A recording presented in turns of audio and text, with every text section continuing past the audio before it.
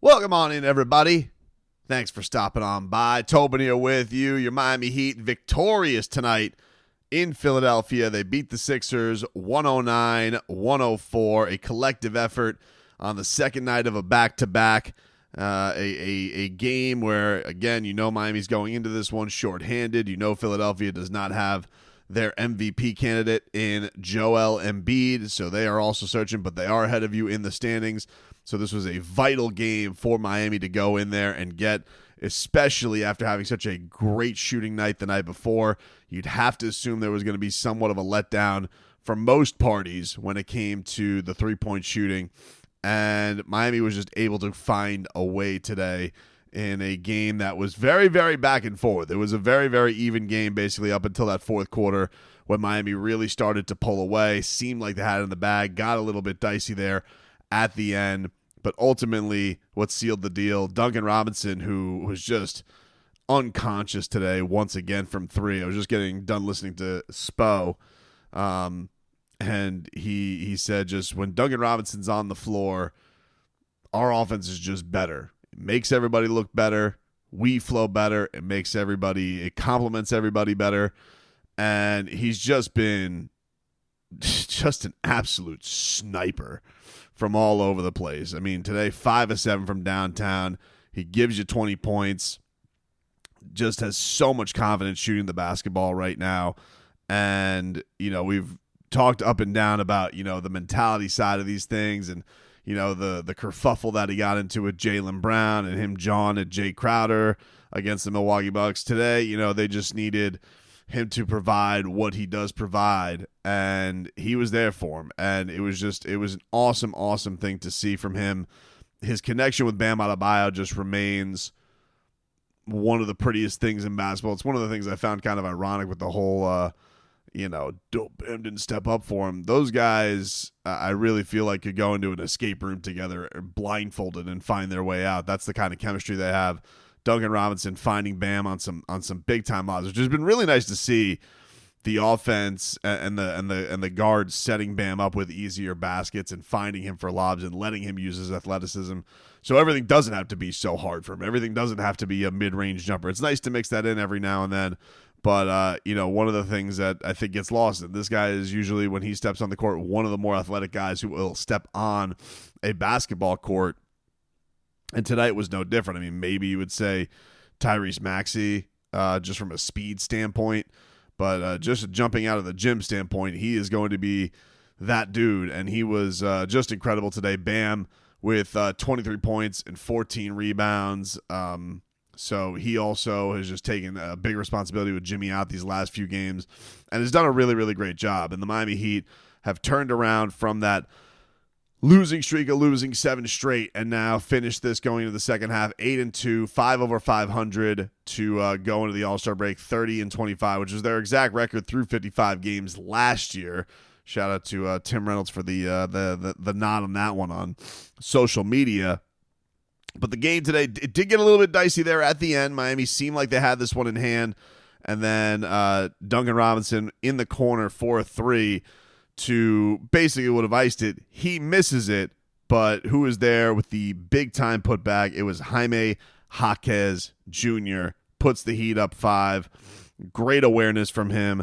Tyrese Maxey, he would bring it in to within 3 again after he got fouled. And then Tyler Hero, he steps in, shoots for a mid-range jumper, doesn't go, and bam, he gets the tough rebound in traffic in an awkward position.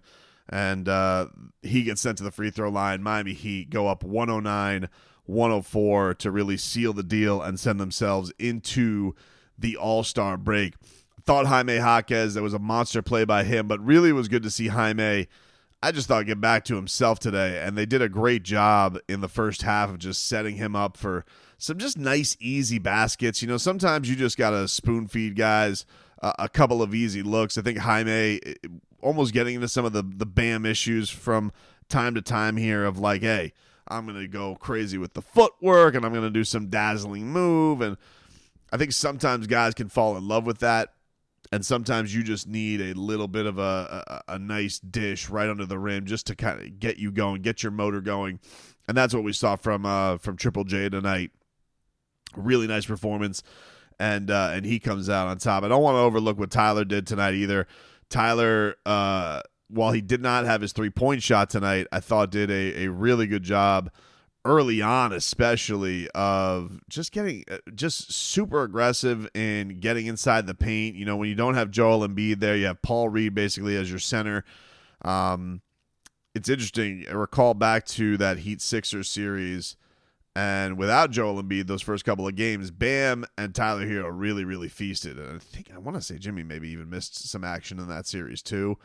And those two guys really, really went to work. And so Tyler Hero, familiar with a matchup where there is no Joel Embiid, and he really took it to the Sixers to get down the rim. There's obviously always a big-time matchup. You're taking on a Tyrese Maxey who's trying to lift all of this on his shoulders. And it was basically him from an offensive standpoint tonight. Buddy Hield did have a monster night from 3 for the 76ers. But Tyler, again, just a really great job today with his 23 points, getting guys involved. But you really just got to look to these guys, you know, what the Miami Heat were able to lock in defensively in that fourth quarter to put a stop on things. And I don't know if it was a matter of what Spo said to them, you know, or what, but they really locked in, especially in that second half, and made things a lot tougher on the Philadelphia 76ers. You know, in the first half, each team was scoring pretty easily. Had both teams scoring at least 60 points. It was 62-60 Philadelphia going into halftime. Both teams shooting well over 50%.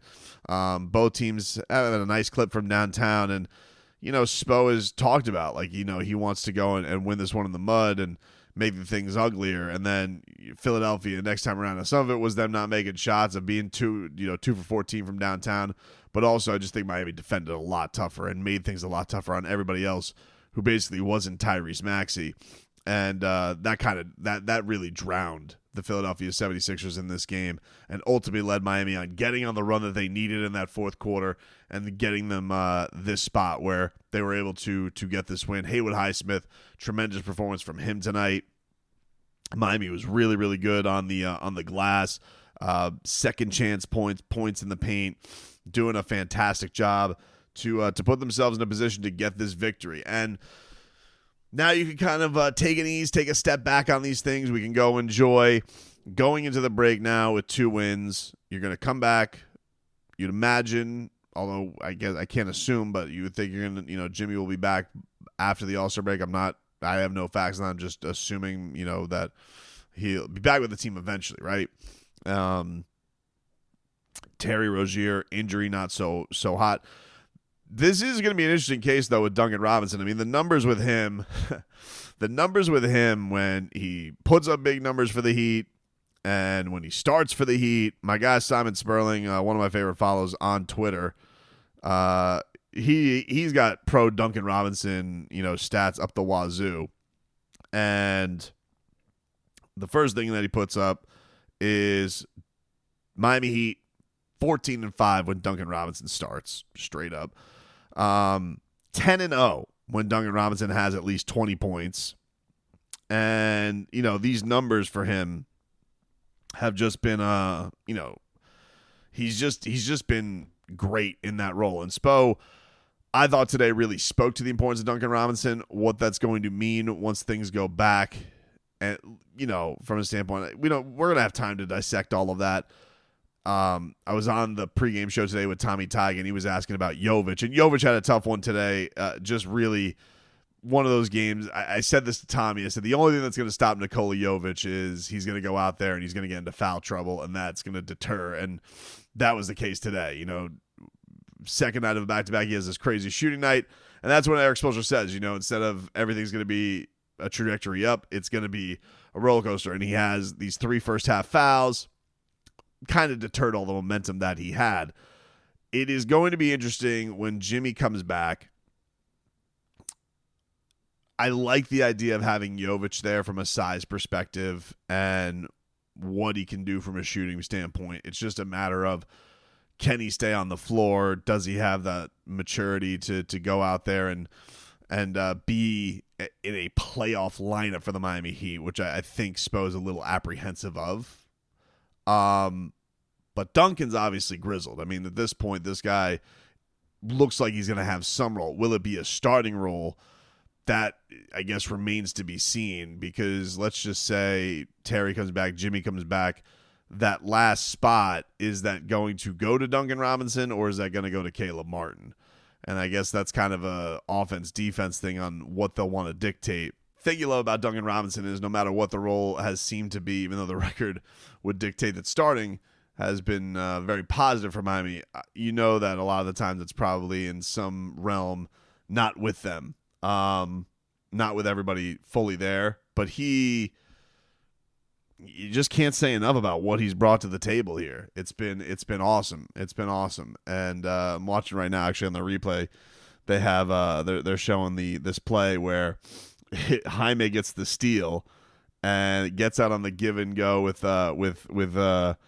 Duncan Robinson, and Duncan Robinson, Jaime goes to Duncan, then Duncan throws the lob up thinking that Jaime is going to go skied and put it down, and instead it was Jaime giving it back to go for the and one.